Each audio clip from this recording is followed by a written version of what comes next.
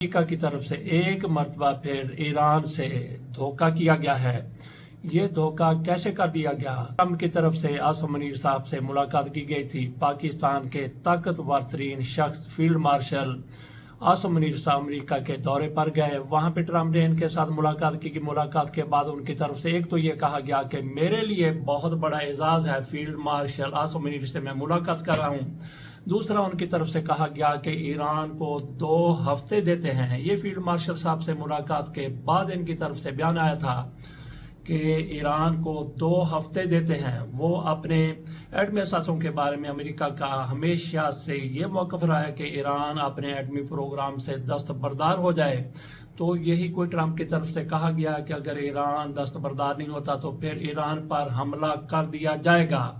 लेकिन अभी उसमें 12 दिन बाकी थे। ट्रम्प की तरफ से कहा गया कि 3 एटमी तनसीबात को तबाह करके रख दिया गया है। एक तो नतंज में है, दूसरी फर्दों में है, बल्कि सबसे बड़ी फर्दों में है, और तीसरी इस्फहान में है।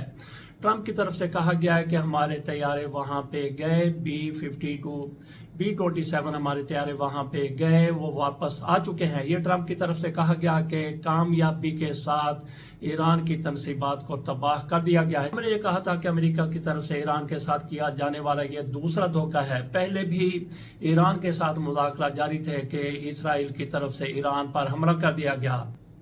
ईरान ये सोच रहा था कि अभी 2 दिन बाकी हैं, मुज़ाकरा कल होने हैं, तो इस दौरान इसराइल हमला नहीं करेगा। जबकि ये खबरें आ रही थी कि इसराइल की तरफ से तैयारी की जा रही है। तैयारी इस तरह से की जा रही थी कि अमेरिका की तरफ से अपने शहरियों को कह दिया गया था कि मशरिक़ वस्ता से आप महफूज जगहों पर चले जाएं। और अमेरिका की तरफ से अपने हवाई अड्डों पर भी हलचल नजर आई थी।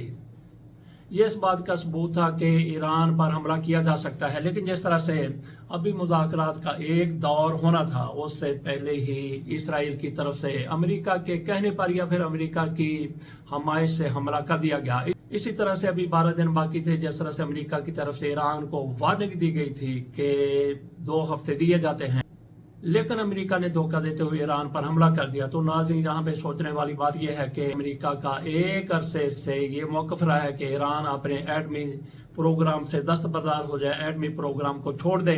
तो जब इसकी तरफ से उसका एटमी प्रोग्राम तबाह करके रख दिया गया है, तो क्या जंग का कोई जवाब बचता है?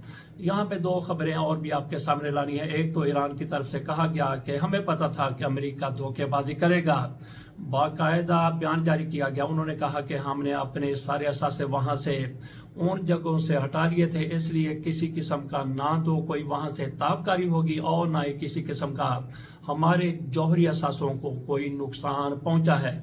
वो कहते हैं कि बिल्कुल भी हमारे जौहरी असासे तबाह नहीं हुए, वो महफूज हैं। और इसके साथ साथ ईरान की तरफ से इसराइल पर मजीद भी मिसाइल फेंक दिए गए हैं। उनके की तनसीबात को निशाना बनाया गया है, उनके एयर बेसेस को निशाना बनाया गया है, उनकी दीगर भी कई दिफाई तनसीबात को निशाना बनाया गया है।